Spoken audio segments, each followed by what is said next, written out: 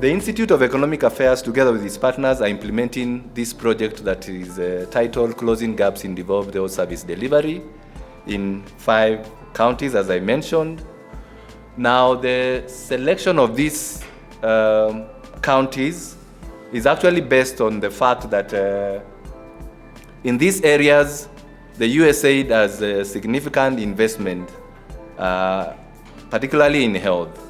So one of the objectives of focusing the implementation of this project in those areas is obviously to consolidate and maximize this investment that has already been laid down by the USAID.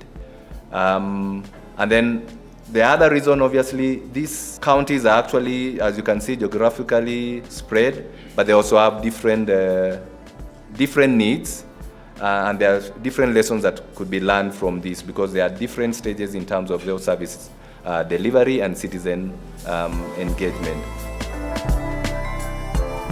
In the last 18 months or so, we have gone through an exercise where we have identified what we are calling our North Star. Our overall goal is to partner with Kenya so that Kenya achieves upper middle income status in an equitable manner. So that is the overall North Star goal for the entire USAID Kenya and East Africa.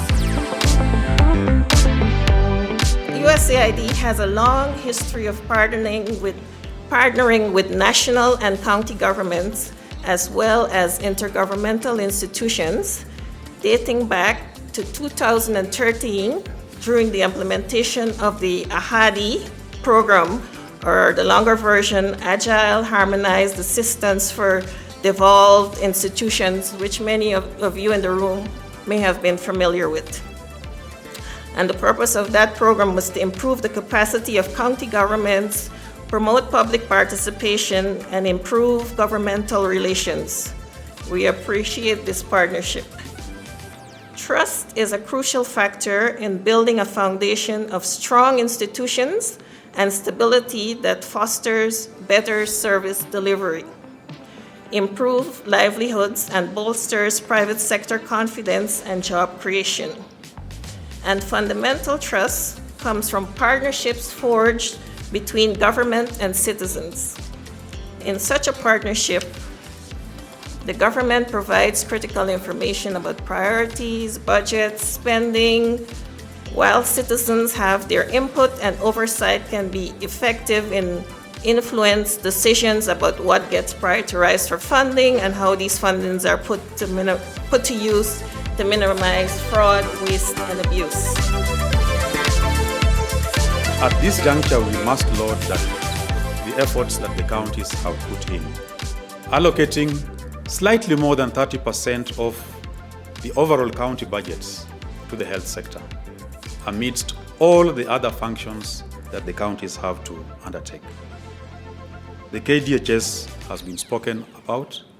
It confirms some of these incredible changes that have occurred in the health sector, courtesy of our joint effort led by the county governments. As we focus on the issue of county on-source revenues,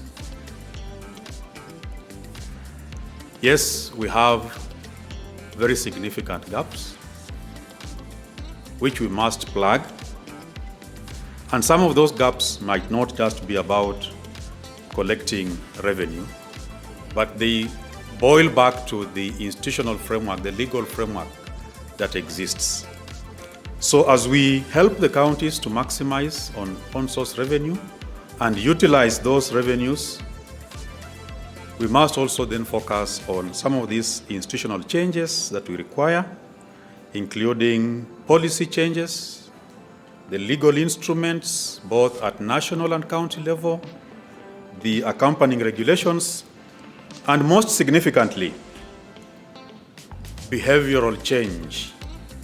Because issues of accountability and transparency and oversight, a lot of it focus on behavior change.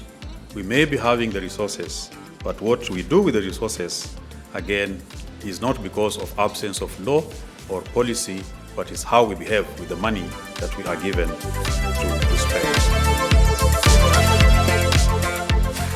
So we're now going to move to the launch, the ceremonial launch of the program, where we shall have a commitment sign-off, and we shall be signing off publicly our commitments to the success of this program.